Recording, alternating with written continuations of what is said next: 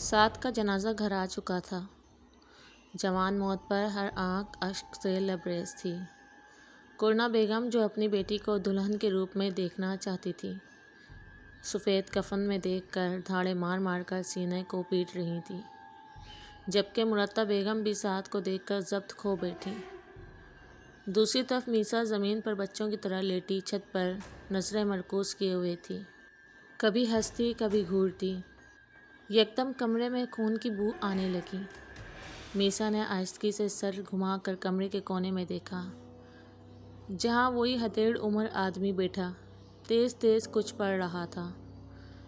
میسا اس کے ہلتے ہونٹوں پر نظریں مرکوز کیے دیکھتی رہی، جب کمرے میں بھاری قدموں کی دھمک سنائی دینے لگی۔ میسا درد سے کرا کر اپنے حواس میں آئی، اپنے ارد دیکھ کر خوف سے چلانے لگی، ٹانگوں سے جیسے جان نکلنے لگی۔ جب خون کی بوند آ کر اس کے چہرے پر گری، آدمی کی بنبناہٹ کانوں میں تیز ہوتی چلی گئی۔ میسا زبان کو حرکت دینے کی کوشش کرنے لگی، جب یوں محسوس ہوا منہ میں زبان نہیں ہے۔ ہاتھ اٹھا کر دیکھنا چاہا، جب ہاتھوں کو سن پایا۔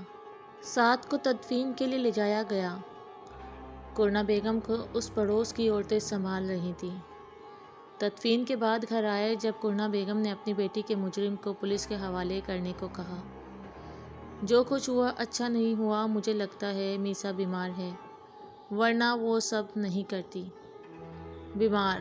میری بیٹی کو بے رحمی سے مار دیا اور تم کہہ رہے ہو وہ بیمار ہے؟ معاف کرنا، لیکن میسا نے جو کیا ہے اسے سزا ضرور ملے گی، چاہے وہ بیمار ہو یا پاگل۔ سیف صاحب کی بات سن کر اسد صاحب غصے میں بولتے کال کرنے لگے۔ مرتہ بیگم زاروں قطار فرش پر بیٹھی رونے لگیں۔ میسا یہ کیا کر دیا، یہ کیا کر دیا؟ مرتہ بیگم سر پیٹ رہی تھیں۔ لاؤنج میں ہی سب کھڑے تھے۔ دھاڑ سے میسا کے کمرے کا دروازہ کھلا۔ سب نے گھبرا کر دروازے کی طرف دیکھا، جو دوبارہ بند ہو چکا تھا۔ دروازے کے نیچے سے خون بہتے ہوئے نکل رہا تھا۔ میسا، سیف، میسا! مرتہ بیگم چیخ کر بولتی ہوئی اندر بھاگی۔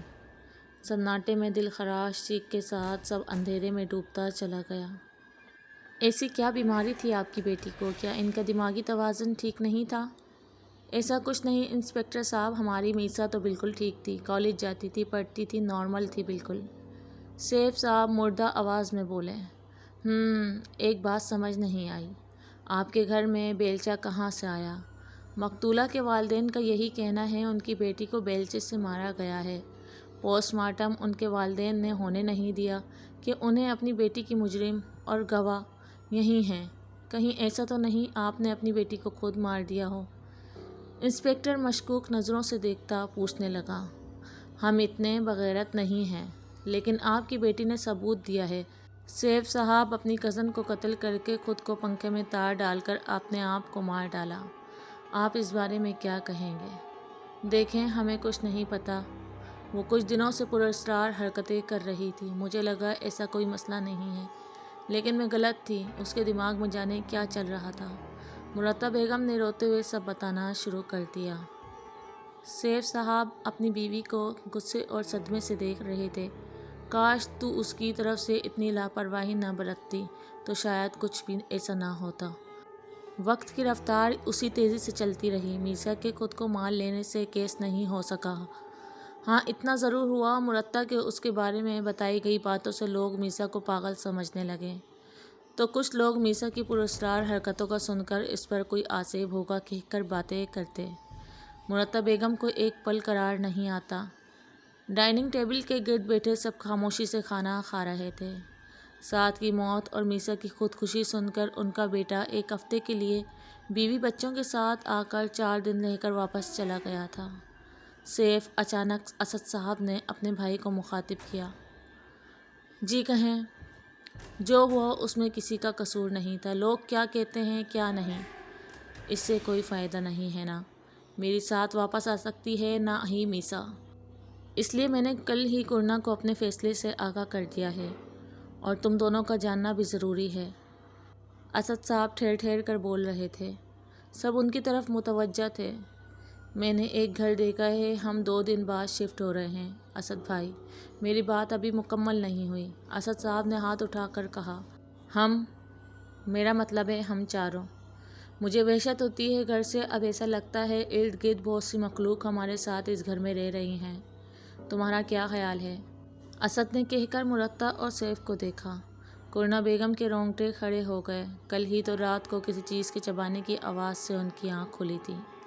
لاؤنج میں دیکھنے گئی تو میسا کے کمرے کا پورا دروازہ کھلا تھا، اندر لائٹ جل رہی تھی۔ اچانک لاؤنج کا ٹی وی آن ہو گیا۔ قرنہ بیگم جو کمرے کو دیکھ رہی تھی، ٹی وی کھلنے پر خوف سے اپنے کمرے میں جا کر دوبارہ لیٹ گئیں۔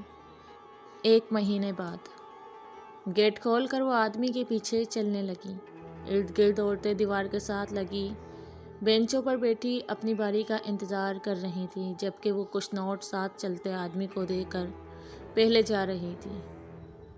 کمرے میں داخل ہوتے ہی نیم اندھیرے میں اگر بتیوں کی خوشبو نے پورے کمرے کو اپنے حصار میں لیا ہوا تھا۔ جگہ جگہ موم بتیاں لگی ہوئی تھیں، جو اندھیرے کو کم کرنے کا باعث بن رہی تھی۔ آؤ، کیسے آنا ہوا؟ کمرے میں ادھیڑ عمر آدمی کی آواز گونجی، جو زمین پر بیٹھا کالے چولے میں اپنے لمبے لمبے بالوں کو پھیلائے کھوپڑیاں رکھے بیٹھا تھا۔ لکڑی کا زیور، انگوٹھیاں سجائے کچھ پڑھتا، سرمے لگی آنکھوں کو اس پر مرکوز کیے دیکھ رہا تھا۔ وہ چلتی ہوئی اس آدمی کے سامنے زمین پر بیٹھی۔ مجھے معلوم ہو چکا ہے تمہارا راستہ اب صاف ہے، آدمی نے اس کے بیٹھتے ہی کہا، جو خاموشی سے اس آدمی کو دیکھ رہی تھی، جو آج ایک بھیانک شکل کا لگ رہا تھا۔ قرنہ بیگم کا دل کیا کاش وہ اسے بھی مار دیں۔ کیسا کام؟ آپ نے کہا تھا لڑکی پاگل ہو جائے گی، پر اس پاگل لڑکی نے میری بیٹی کو جان سے مار ڈالا اور خود بھی مر گئی، جبکہ آپ نے کہا تھا آپ کا جادو کبھی ناکام نہیں ہوتا، پھر ایسا کیوں ہوا؟ مجھے افسوس ہے، لڑکی پر جن عاشق ہو گیا تھا، اپنے ساتھ لے گیا۔ باقی جو تمہاری بیٹی کے ساتھ ہوا، ضرور اس شرارتی جن نے کیا ہوگا، اس نے سپاٹ لہجے میں کہا۔ یہ کیسا کالا جادو تھا کہ ایک جن آپ کے قابو میں نہیں رہا؟ میں کتنی امید سے آئی تھی کہ اس لڑکی کو پاگل خانے بھجوا دوں گی تاکہ میری بیٹی کو سب دیکھیں، پسند کریں، لیکن ایسا کچھ نہیں ہوا۔ اس آگ میں میری بیٹی جل گئی۔ قرنہ بیگم روتے ہوئے کہہ رہی تھی، پھر آنسو پوچھ کر پرس سے 40,000 روپے نکال کر اس شخص کو دیے، جو للچائی ہوئی نظروں سے پیسے دیکھ رہا تھا۔ چلتی ہوں۔ قرنہ بیگم کام کے بعد کے پیسے دینے آئی تھیں، شاید وہ نہ دیتی اگر وہ اپنا مرشد نہ پیچھے لگواتا، جو پیسے نہ دینے کا سن کر دھمکی دینے لگا تھا۔ قرنہ بیگم کے نکلتے ہی اس آدمی نے کسی آدمی کو بلایا۔ جی بابا، اس عورت کو دوبارہ یہاں آنے مت دینا، کہیں اپنی بیٹی کے غم میں آ کر ہمارے حلق میں ہی نہ پھنس جائے۔ آدمی پیسے کی گڈی کو سونگھتا ایک نوٹ اسے دے کر بولا، جو شیطانیت سے مسکرا کر سر ہلا کر باہر نکل گیا۔ کچھ بھی نہیں چاہا تھا، بس اپنی اولاد کی خوشیوں کے لیے غلط راستہ ہی تو چنا تھا، جس راستے نے سب سے پہلے اسی کی اولاد کو کھایا تھا۔